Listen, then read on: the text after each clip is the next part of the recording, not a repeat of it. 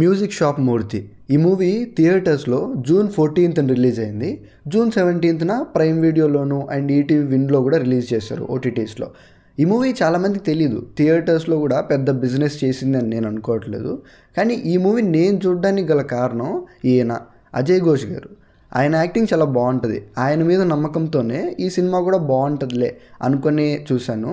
అలాగే చాందిని చౌదరి గారు కూడా ఒక రీజను, ఎందుకంటే ఆమె ఫిల్మ్స్ కూడా బాగుంటాయి, మంచి స్క్రిప్ట్ని సెలెక్ట్ చేసుకుంటారు. అండ్ అలానే మ్యూజిక్ షాప్ మూర్తి అనే కాన్సెప్ట్ కూడా కొత్తగా ఉంది కదా అనే మూవీ చూశాను. యాక్చువల్లీ ఈ మూవీ అంత బాగోదులే అని అనుకున్నా, ఈ మూవీ ఇంత బాగుంటుంది అని నేను అనుకోలేదు. నాకైతే సినిమా కనెక్ట్ అయింది. అంటే సూపర్ మూవీ, ఖచ్చితంగా చూడాలి అని చెప్పను, కానీ not bad. Actually first half an hour చూద్దాం, బాగాలేకపోతే ఆపేద్దాం అని అనుకున్నాను. బట్ నో, చూడగలిగాను ఎండింగ్ వరకు.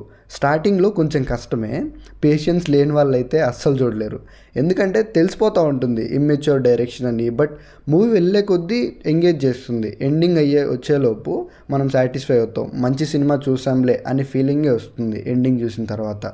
సరే, ప్లాట్ ఏంటో చెప్తా వినండి. మూర్తికి మ్యూజిక్ షాప్ ఉంటుంది. అతను 30 ఏళ్ళుగా ఆ మ్యూజిక్ షాప్ని నడుపుతూ ఉంటాడు. కానీ ఇంటర్నెట్ అందరికీ వచ్చేయడం వల్ల ఆ మ్యూజిక్ షాప్ బిజినెస్ డల్ అయిపోతుంది.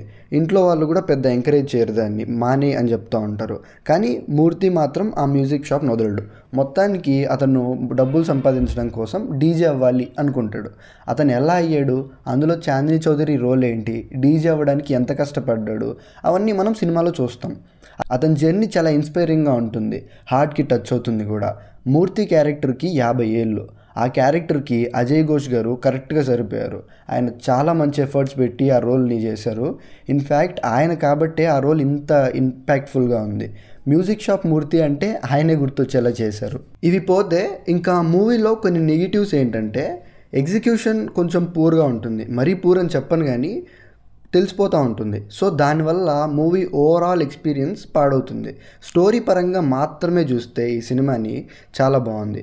ఎగ్జిక్యూషన్లోనే కొంచెం వెనకబడుతుంది మూవీ, అంతే. డీజేయింగ్ గురించి చూపిస్తారు ఒక సీన్లో, ఆ పార్ట్ని ఇంకా కొంచెం బాగా చూపించవచ్చు కదా అనిపించింది నాకు. ఏదో స్కూల్ పిల్లలకి పాటలు చెప్పినట్టు చెప్తారు ఆ సీన్ని. చూస్తున్నప్పుడు ఇంకా బాగా చెప్పుండొచ్చు కదా అనే ఫీలింగ్ అయితే వచ్చింది నాకు.